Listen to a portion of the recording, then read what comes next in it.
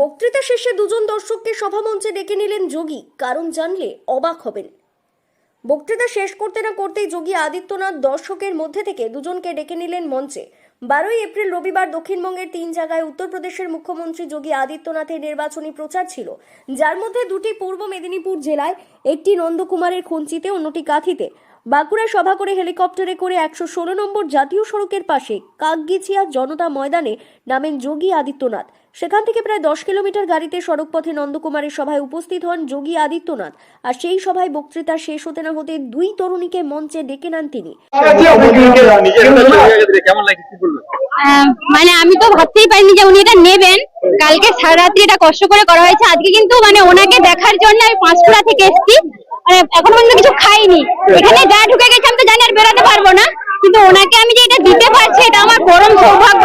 নন্দকুমারী খঞ্চি high school মাঠে এদিন যোগী আদিত্যনাথের সভায় বিজেপি কর্মী সমর্থকদের উপচে পড়া ভিড় ছিল।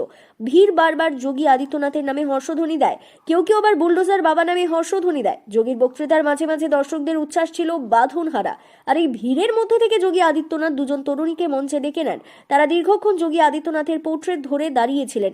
বক্তৃতা দেওয়ার সময় যা চোখে পড়ে যোগী আদিত্যনাথের, তাই বক্তৃতার পরই যোগী আদিত্যনাথ ওই দুজনকে মঞ্চে ডেকে পাঠান তার সিকিউরিটির দায়িত্বে থাকা এসপিজি কমান্ডোদের মাধ্যমে। আপ্লুত হয় ওই দুজন। যোগী আদিত্যনাথের সভায় এদিন পাঁশকুড়া থেকে এসেছিলেন তরুণী শুভশ্রী পাল। তিনি সারা রাত জেগে আদিত্যনাথের একটি পোর্ট্রেট আঁকেন, তারপর সেই ছবি নিয়ে সোজা হাজির হয় নন্দকুমার যোগী আদিত্যনাথের সভায়। আমার খুব ভালো লাগছে। খুব ভালো লাগছে, খুব ভালো লাগছে। এত মানুষের ভিড়ে যে উনি এটা নিয়েছেন, এটা একটা পরম পাওয়া। আমি সকালে 11টায় ঢুকে গেছি। তাই আদিত্যনাথ মঞ্চে ওঠার পর থেকেই পোর্ট্রেটটি মাথার উপর তুলে ধরে নাড়াতে থাকেন। আর বক্তৃতা চলাকালীন দেখতে পান যোগী আদিত্যনাথ। শুধু ওই তরুণী নয়, এর পাশাপাশি এক 10 থেকে 12 বছরের মেয়ে, সেও যোগী আদিত্যনাথের প্রতিকৃতি এঁকে হাজির হন সভা মঞ্চের সামনে।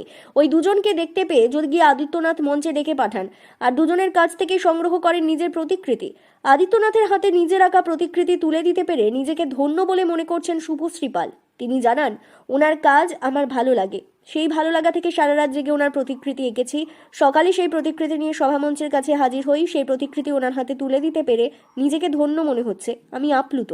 নন্দকুমারে বিজেপি প্রার্থী নির্মল খাড়ার প্রচারে আসেন যোগী আদিত্যনাথ। বিজেপির বহু কর্মী সমর্থক আদিত্যনাথের কাট আউট হাতে সভামঞ্চে হাজির হয়। শুধু তাই নয়, যোগী আদিত্যনাথের ভক্তরা যোগীর হাতে উপহার তুলে দিতে হাতে আঁকা ছবি, হনুমানজির মূর্তি সহ নানান কিছু নিয়ে যোগীর সভার কাছে হাজির হয়। পূর্ব মেদিনীপুর জেলার নন্দকুমার থেকে সৈকত সিংয়ের রিপোর্ট, লোকাল 18 বাংলা।